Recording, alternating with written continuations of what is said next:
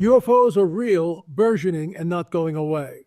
This is the coming great deception. But when we go up, they come down. When we go up, they show up. It's a very special report. It's Rung number 19 on the ladder of disclosure. The book only has 17, but the interactive website, rungsofdisclosure.com, has all the updates. So since the book came out, we've had Rung number 18 and Rung number 19. This is number 19, and we'll get into this. But first, a word from our trusted sponsor. It turns out the key to losing weight and keeping it off is not in carbs or fat or even in probiotic-rich foods. Nope. The end game of having a healthy weight, as well as more energy and a long, healthy life, comes down to a specific switch you can flip in your body to flush out unnecessary calories. Dr. Stephen Gundry is calling this caloric bypass. And by activating this specific process in your body, he has seen thousands, that's right, thousands of people dramatically improve their health, even at age 50 and beyond. This includes losing weight, getting tons more energy, and returning to the good health they had in their youth once they simply addressed this one key to better health. Not only that, this is actually associated with improved digestion, strong feeling joints and muscles, smoother skin, and healthier lives, meaning it could be the key to a happy life. Dr. Stephen Gundry has lost 70 pounds himself using his research and has kept the weight off for over 20 years and counting. His digestive issues are gone, his health is fantastic, and he feels younger and healthier today than he did in his 40s. His video has been watched by over 20 million people to date, and you can watch and learn more about it. And here's the link, folks, thehealthyfat.com/LA, thehealthyfat.com/LA. It's linked at the bottom of this video, but it'll teach you exactly how he has kept his weight off for free at thehealthyfat.com/LA. Folks, click on the link, and again, results may vary. I'm taking the vitamins that he's given me, and so far it's been good. And these are the claims of our sponsor, not necessarily those of Spiral of Life or L.A. Marzulli. Thanks for tuning in, folks. This is a real special deal for me. I've got Karen Wilkinson on and our good friend Scott Mitchell, and Pastor Scott, and we're going to be talking about the News Nation interview with Mr. Barber, which happened on Saturday, just a few days ago. And we're going to be talking about that because what happened there is just unbelievable. And this, of course, is the 19th rung on the ladder of disclosure. So it's Hunting UFOs, the Crash Retrieval Whistleblower with Ross Coulthart, News Nation. That's where it was on. You can go to YouTube or you can go to newsnation.com and download it there, but it's all over the place. I must have had at least a half a dozen emails from people today. Ellie, have you seen this? Have you seen this? And I watched it this morning. We were over at a friend's house last night, so I didn't watch it on Saturday, but I did watch it on Sunday. So before I get into this, I want to get, Karen, what was your, like in a minute, what was your overarching thinking? What was your takeaway from the hour-long program? My basic takeaway was that what we were seeing was a show that was trying to position us to accept CE5 as a means of summoning UFOs, and that was okay. And it's something that I highly, highly warn against doing. And so while there was good information and some interesting things happening, I found it disturbing. And for those of you who don't know what CE5 is, you'll see it if you watch the interview. They're calling these things down. That's what's going on. They're calling them down. It's interactive. You go into a meditative state and you begin to relate to these entities, and they will come into you. And we'll talk about that in a minute. Scott, your thoughts where all this is going?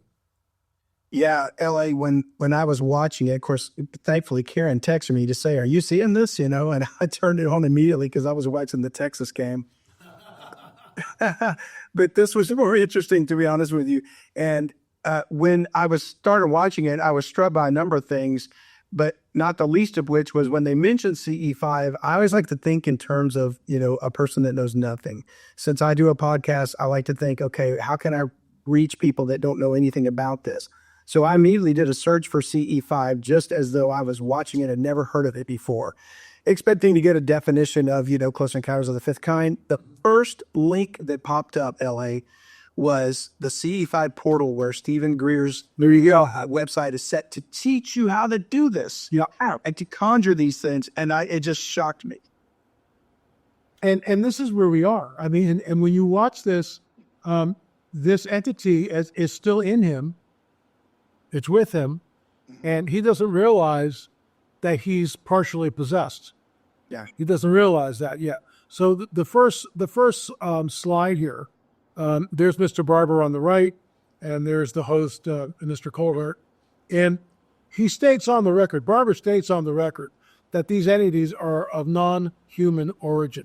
So the way this will work is, I'll kind of introduce the slide and then get your take on it after my brief statement. When it says non-human origin, this goes into the whole Darwinian theory. It goes into the idea that we're not alone in the universe anymore. Non-human, it changes the entire paradigm. So if it's not human, well, who invented these people? Or if it's, where did they come from? Karen, your thoughts? Right. Again, I go back to the biblical narrative. I think we're looking at the angelic beings and the angelic beings who sinned and left the first estate, the fallen angels. And, when he said, I felt like something was inside me, like I was possessed, that's a quote from what he said in the show. I really think we're looking at, again, demonic entities. We're looking at the Nephilim and the departed Nephilim, which then become the demons and all of that. So that's my first thought on that, yes. And let me just put a little parentheses around your statement there. These entities are, I'm quoting Jacques Vallée here, messengers of deception, masters of deception. And it's like, this guy doesn't know how to test this. He quotes the Bible at one part, but it makes you wonder, are you born again, spirit-filled? Why would you allow this thing? And if you're watching this, Mr. Barber, shoot me an email at la@marzulli.net. But you don't know what you're getting into here, in my humble opinion. And if you want this thing out of you, we can get it out of you. But you've got to be willing to want it out. Let me just punctuate this. I said I was going to make it short, but it just reminded me of a story. And I have to tell you the story because actually, let me do Scott first, and then I'll tell the story. Scott, weigh in on a non-human origin, please. Well, I think you use the word paradigm, LA, and I think what's happening is the paradigm shift is from evolutionary theory, yes, which is garbage, and they can see it's not true, to this alien seeding thing. That's going to become the new paradigm, in my opinion. I agree. Because it's got to give credibility not to the creator, but to anything other than God. And it matches, in my opinion, Romans 1, where Paul wrote, and he said that God gave them up because they refused to worship the creator more than a creature. Let me tell you guys a story. A number of years ago, probably about 10 years ago, a woman emailed me, and she was in another state. And she said, well, I started messing around with an EV box, and I started calling in certain entities. And this one entity became, I would have a conversation with the EV box. Well, the voice to skull with the box, that was no longer necessary at some point, and this entity decided to come into her, and she allowed it to come in. She allowed the entity to come in. And she called me because she was at the point where she could not get rid of the entity any longer. She didn't want to do this anymore, but the entity wouldn't leave. Now get this. I said, we can get it out.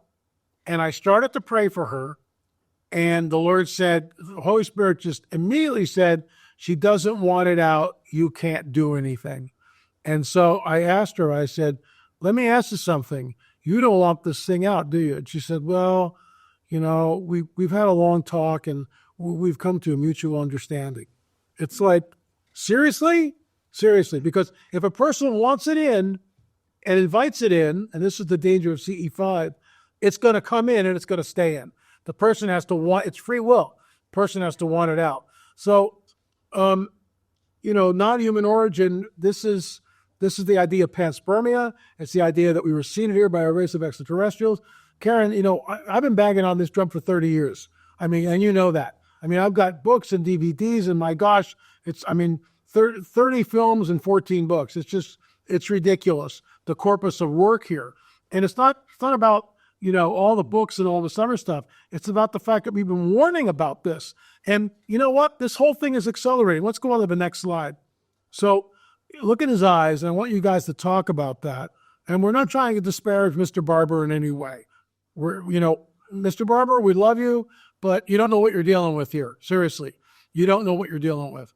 And that's why we're offering, if you need some help with this, la@lamarzulli.net, the three of us will do a Zoom call, the four of us, and we'll have a conversation. So again, I'll start off, but basically, yeah, especially in the 90s, you got too close, they would kill you. There's no doubt about it. All that's changed because now we're getting this slow reveal. And it's always military. You'll notice that it's always military. It's no civilians. It's always military.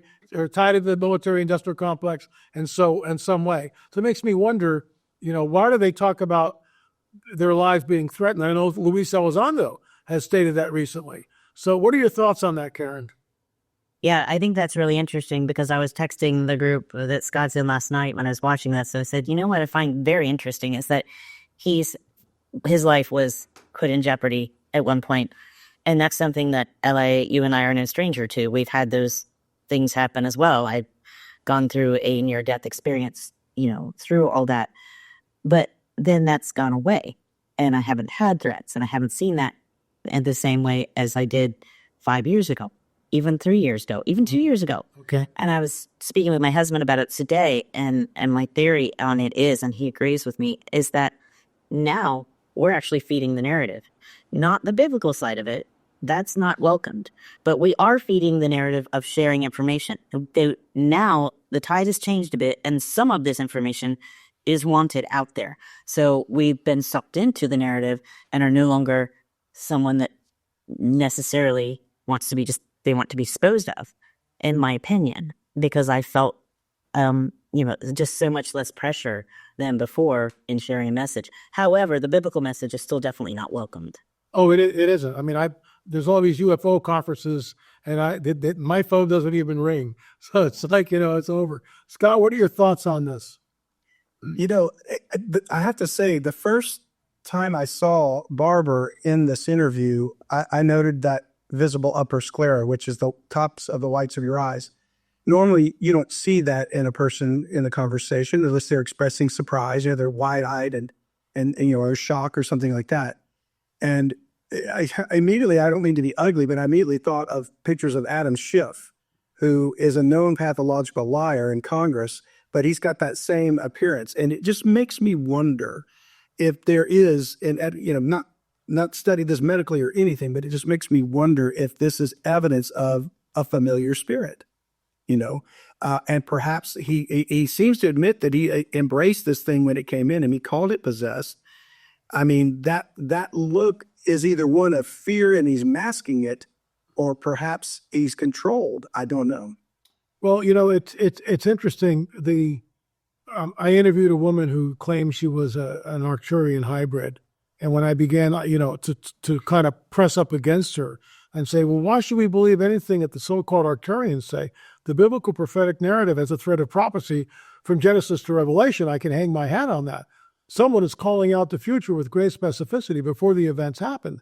And it's recorded in our Bibles. I mean, there's stuff in Amos 9, which is applicable to 1948 in Israel. I will bring back the captives of my people, Israel. They will build the waste cities and inhabit them. They will plant vineyards and drink the wine from them. They will also plant gardens and eat the fruit from them. I will plant them in their land, and never again will they be plucked up out of the land I have given them. That's written thousands of years ago. It's applicable now because this is it. Israel has never been in the land and removed. I mean, the last time they were in the land was the AD 70, but after that one, AD 135, AD 130, the Bar Kokhba Revolution, and that was it. I mean, no Jew was allowed in there till the 4th century. But I digress. The bottom line is that prophecy, even though it's thousands of years old, it's applicable right now because I've been to Israel, and I've seen the vineyards, I've seen the gardens, and the people are planted back in their land. So I just find it very, very interesting that when he started talking about the entity, he wept openly on the screen. So here is one of the congressional hearings. That is Commander David Fravor, F-18 pilot, in the forefront. And then in the center, you've got Mr. David Grush, whistleblower, who basically said that we have retrieved crash and we have non-human biologics that were discovered in these craft. Karen, speak to that, the idea of non-human biologics, which is a polite way of saying, we've got aliens. Go ahead. I mean, I can speak to that for 5 hours, but I think what it comes down to with these non-human biologics is what they're getting with the Greys, which we believe to be avatars, the ones that I've been in contact with, that I personally encountered, the ones that would be there when they would take me against my will as a small child, and I was terrified. These things were short, they were emotionless, they had eyes that didn't blink, that were just like a black screen, their mouths didn't open, they didn't have any body parts that made them look male or female. They looked like a little skin-covered robot. And I believe that's what they used to pilot these ships. And if anyone's read The Day After Roswell, Lieutenant Corvo, he really adds to that a lot of meat to that description, because it talks about the biologics that they knew about these things that no one seems to be talking about. These reports that are out there about the biologics and what they discovered on them, that those are in that book, and I'll try to add more of that later. But so I believe the biologics they have are just these avatars that they use to be here to kind of do their dirty work, for lack of a better word. And if they get these, if they're inhabited by a demonic entity, they're going to get an empty shell. The demon's going to scram, get out of there, and they're just going to have this, empty robot with biologics that's not going to give them any information. If it does, it's certainly going to be lies. All day long. Scott?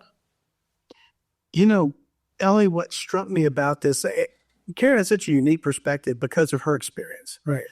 And so my mind doesn't immediately go to the way her thinking is you're so gifted, Karen. I think God actually gave you a sensitivity to things that I would never think of. And so I'm so grateful that I met you. But my brain immediately went to the terminology, non-human biologics. And of course, you made, you brought up the point, LA, about, UFOs now are UAPs. And then we got NHI, and we've got all these kind of terms.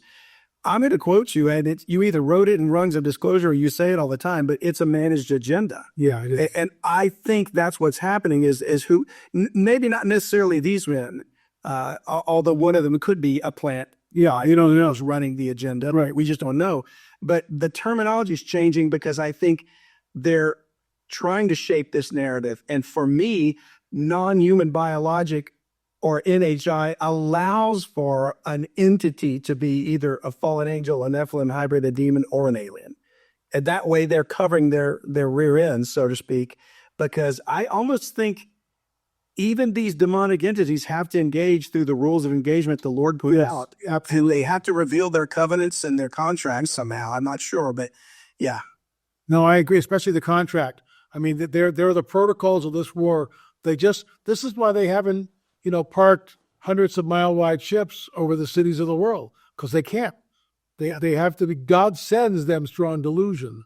God allows it, on some level, he sends that, but he's allowing it. Just like, when that first seal is broken, all hell breaks loose. So let's move to the next one. These are the 5 observables. This came by Luis Elizondo. And, instantaneous acceleration. Well, Commander David Fravor, who right there in the forefront, Commander David Fravor stated on the record that when he encountered this thing, it jumped 50 miles in like 2 seconds like a bullet out of a gun. That would kill anybody. So in my opinion, this I got from Bob Lazar, the craft bends space-time as we know it. And that's how it's able to jump 50 miles in 2 seconds, which ties us into hypersonic velocity. I mean, it would kill a human being. Transmedium travel, going in from the air right into the water. I mean, how does that work? And we've seen this. And then we've seen the USOs come out of the water. I mean, it's like going faster than our fastest submarines. They are definitely anti-gravity. They can hover for hours. We get all that. And the observability, we were down at Navarre Beach with the Veeps, with Karen, Dave and Karen, and Don and Heather, and Peggy and I. And we're out on the deck one night, and Karen goes, there goes one. And I look up, and it wasn't a shooting star, because shooting stars go down, they don't go up. And it was a disc, and it just went like this. Blip, I'll use a prop. Here's the disc. So I'm looking at this thing, and it came up. It was about like this when I saw it, and then it just went up and out of sight, like in a blink of an eye. And if you weren't looking for it, you wouldn't see it. But Karen knew because of her past. And shameless plug here, folks. If you haven't read Stolen Seed Evil Harvest, you have no idea what you're missing. No idea. Because Karen was an abductee, as other people in our films were. But Karen wrote the book, Stolen Seed Evil Harvest. And it will keep you up at night. And you can get that. Karen, tell us where they can get the book, please. Oh, you can get the book at lamarzulli.com. Well, that was stupid. But that's at any of our events that we're at, or you can go to KarenWilkinsonAuthor.com. There you go.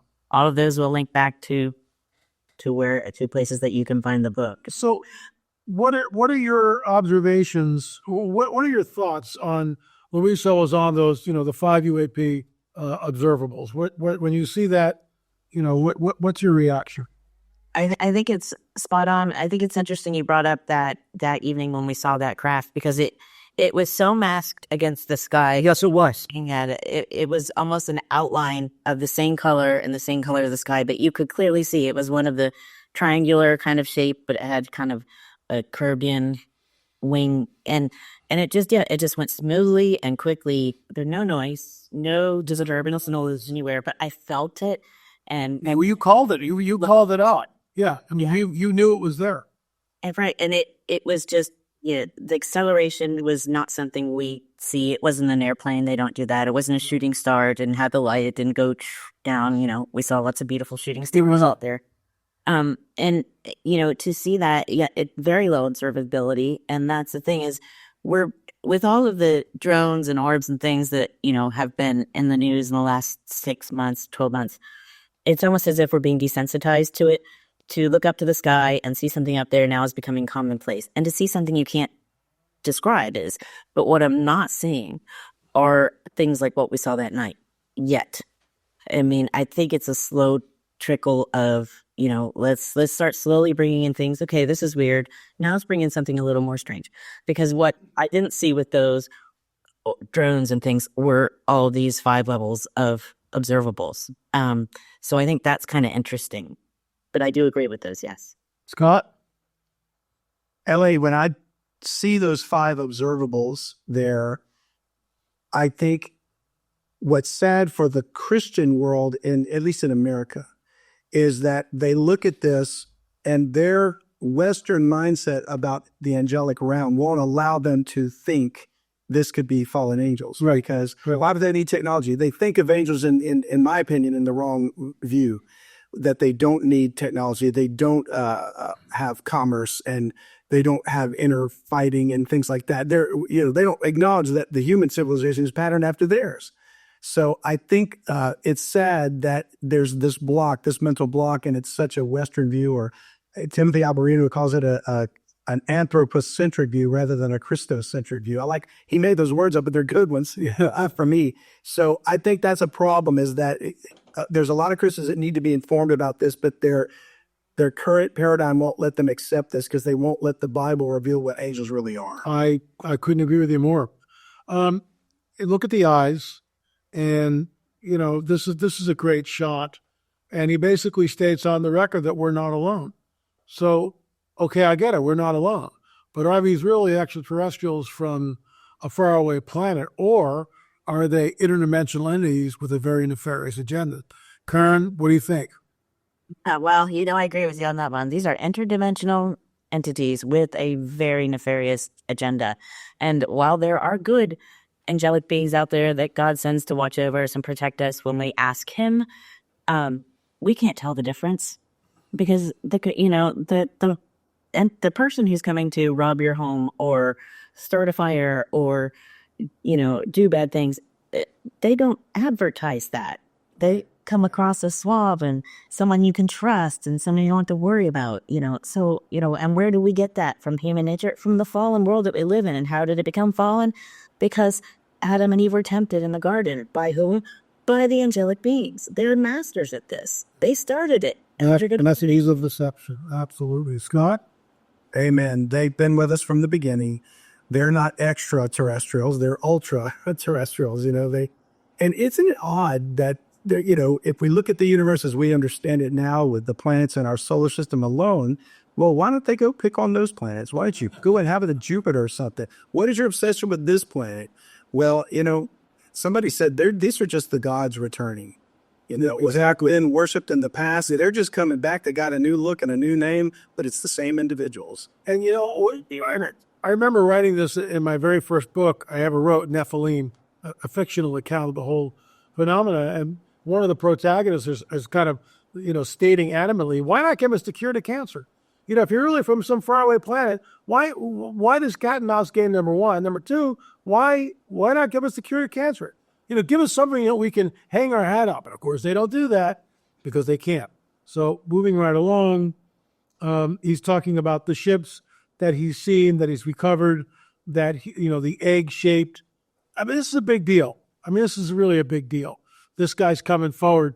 The question is it a controlled narrative? Is he part of the managed agenda? Is he saying, okay, we're going to bring you out now, Mr. Barber, so, state your case? Or is he really a whistleblower? And we don't know. I don't have the resources to vet this guy, but he seems genuine. He's genuine in the sense that he seems like a whistleblower, but I don't know what we're looking at. Karen? Yeah, I think that while he's, seems to me to be a genuine guy with legitimate background and credentials that were vetted very well, and they explain his credentials, it doesn't mean that it's not a managed agenda. And I think that they're allowing whomever they want to speak when they want, in the order that they want, the powers that be, to get the message out in a very controlled and specific way. So while he may be very legitimate, and I don't doubt that, and I think he shared some interesting information, I do still believe it's a controlled agenda and a very managed agenda as well. Scott? I couldn't agree more. And, what's funny is not only is the managed agenda seeming to be orchestrated by someone to allow human beings to come out with this information, like Ross and whoever. It's funny how the three of us were in a meeting over a year ago. Yeah. And remember, LA, when you first introduced that trail cam video? And Karen, you were there. And remember before you even posted it, you showed it to us. And that entity that looked right at the camera, you made the statement, I'll never forget it, Ellie. You said he wanted to be seen. Wanted to be seen. The leader wanted to be seen. And I think they're rolling it out. Whoever's behind the Beyond agenda, the beings themselves are the ones saying, it's time. Let's slowly boil the frog. Boy, I concur. And by the way, folks, that came from a game trail camera, as Scott just said. And we had shows on it. I've talked about it, but the entity, you see all this swirling light, and then he manifests. So he's coming through a gateway or a portal, and he looks right at the camera, just the way I'm looking at the camera right now. He looks right at the camera, and the eyes are like rectangular. The ears are pointed. It's like, I think 50 degrees, and he's wearing like a shirt with an open collar that goes way down like this. He's very androgynous looking. You're not sure whether it's a male or female. Very, very strange stuff. And Ellie, if I may interject quick, just to let you know, I'm not sure if you're familiar with Sylvia McKelvey, but I just interviewed her. She's a MUFON investigator in Northern California. I sent her the link for her to see that video, and she said, I absolutely believe that's authentic. Just to give you another, indication that there's some people with expertise out there that don't think this is nonsense. No, it's not. And what drives me sort of nuts, I'm at conferences and I'm showing this stuff, and you would just think that people would be clamoring to get the information. But there's such an ambivalence in the Christian community. It's just unbelievable. Head in the sand. It's so sad. So here's the object dangling from the rope or the metal cord, and the object is in a sling. And this was obviously smuggled out, absolutely smuggled out. And you see, in my opinion, this is like the tic-tac shaped object that Commander David Fravor saw. Karen? Absolutely. That for me was, as soon as I saw it, I felt it. And in my opinion, just my humble opinion, that's the real deal. Scott?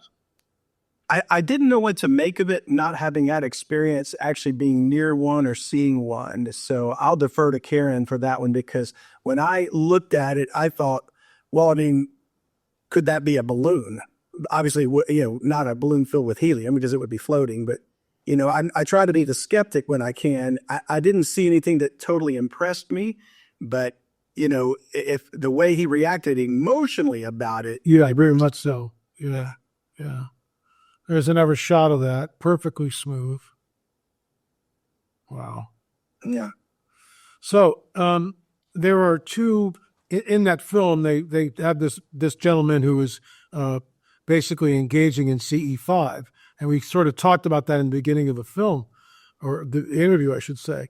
So remote viewing, the acquisition and description by mental, I can't see it, mental Means. yeah, of information blocked from ordinary reception by distance, shield, or time.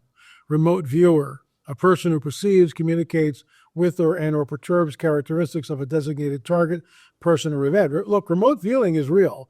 I've talked about this before. I was engaged in it when I was like 19 years old and took Silva mind control. It's not quite the remote viewing that we have today, but it's very similar. And in order to pass, this is when I was in the New Age. That's years ago, and I renounced all that.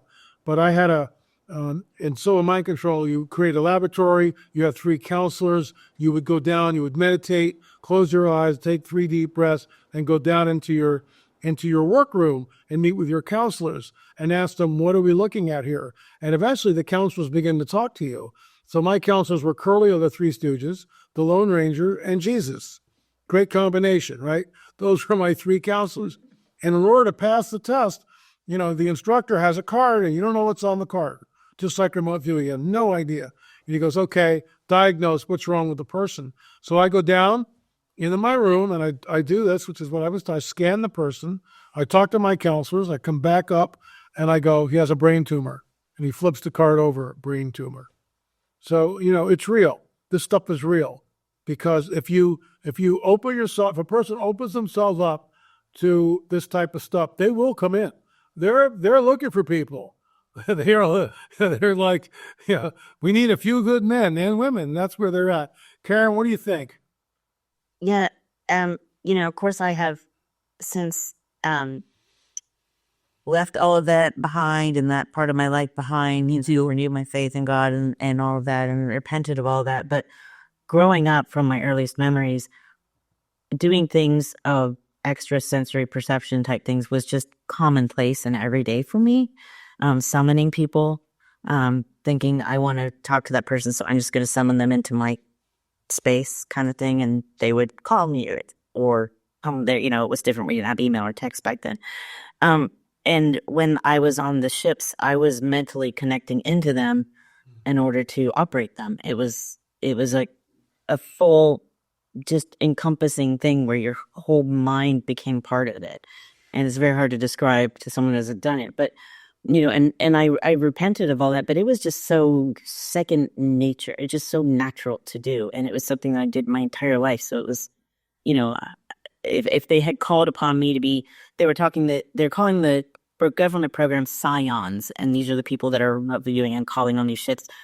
If I didn't know what I knew today, easily could be a part of one of those programs, because that's just second nature for me to do that. I could easily do that. I could go out at night and say, I want to see, a UFO, and boom, there would be one. So, I'm very careful not to do that. I pray before I even look up at the sky at night, Lord, please don't let me see anything you don't want me to see. This is you, not me, your world, your domain, and just be very careful with it, because it's very dangerous.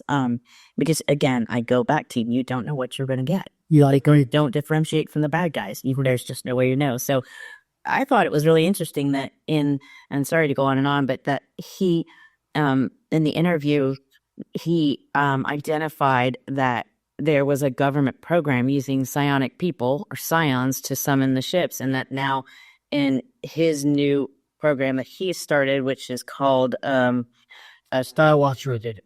Yeah, Skywatcher. They're doing that as well, and so that now they've just basically duplicated what is or was, I don't know if it's ongoing. I'm assuming it's ongoing, a government program. So we all know that a remote viewing program was verified, all that, Montauk stuff and everything. And clearly that's just ongoing. And it's just evolved and been given a new name. So Exactly. Scott? Yeah, thank you for reminding me of the term, Karen, psion and psionics. That was what struck me last night. And the first thing that popped into my head from the Bible was soothsayers, familiar spirits, spirit of divination, all of that which the Lord prohibited. And that leads back to where I feel like there's a passage that could apply. Well, I'll bring it up whenever you're ready for us to discuss that, LA. But we're violating some laws that God put down, and God's not imputing trespasses right now, according to 2 Corinthians 5. But there's a point at which he's going to say, all right, time's up. Time's up. Time of grace is over, and time of wrath is going to have to start. And I think we're very close to reaching that. And I'm right there with you. Maybe this year. Maybe this year. This is the last slide. And this is the Pentagon. Let me get out of hopefully I can read this. Give me a second. I'm going to move it over here. Where's my arrow? Come on now. Well, you looked at that. I mentioned, I thought it was interesting also that they talked about those Panasonic Tough books, the notebooks, Right. that had the missing hard drives, and that, the one was found 25 feet underwater in a steel sealed container. And it's like, we got intelligence about that. Well, I wonder how they got that. I'm assuming that, again, came from remote viewers. Because it's the only thing that really makes sense. How would you find it in a 25 feet underwater in a mountain lake in the middle of nowhere in a steel sealed container? So I just thought it was interesting. That seems like they were doing more of that, continuing that. So clearly it's still going.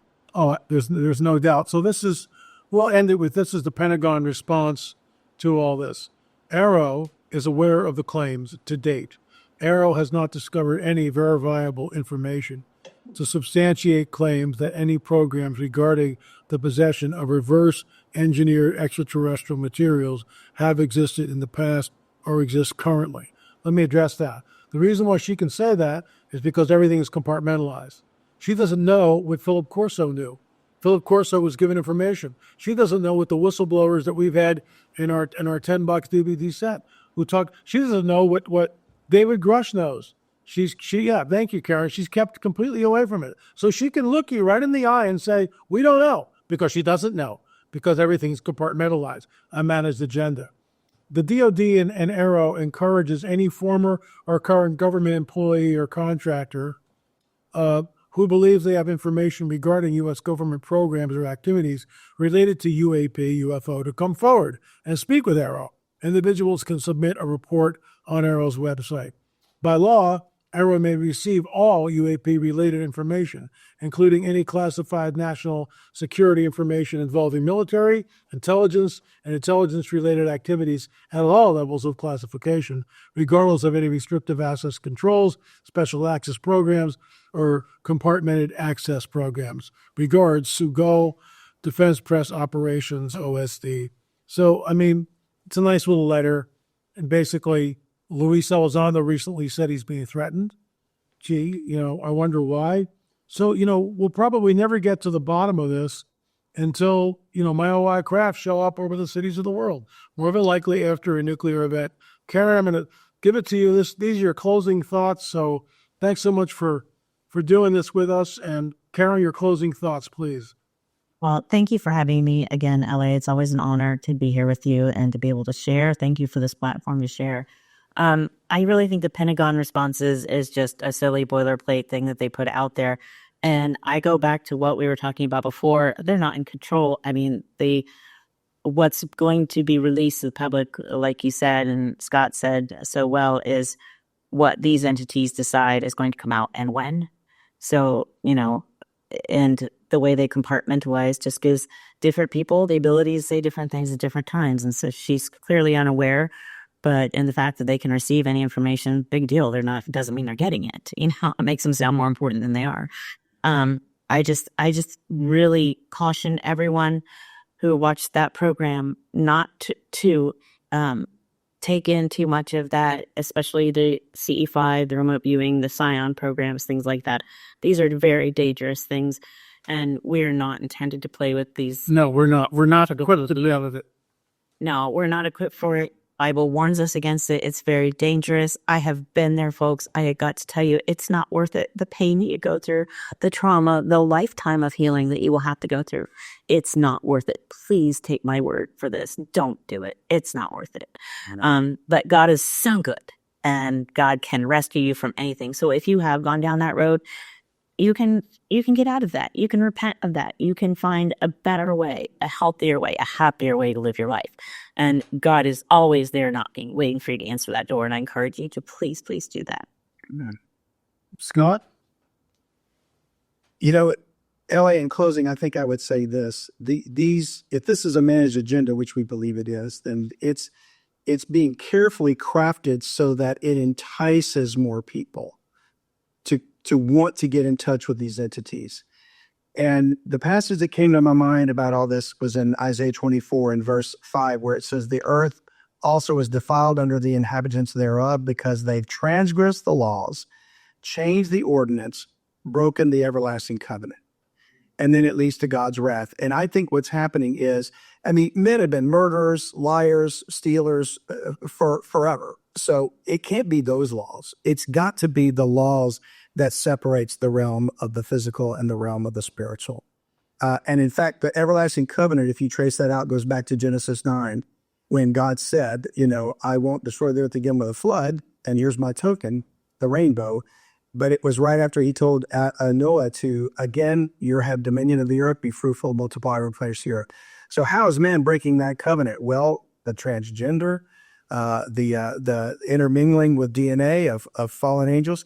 Every time man intermingled with angels, God divinely intervened. Genesis 6, Genesis 11, Sodom and Gomorrah, and what's about to happen.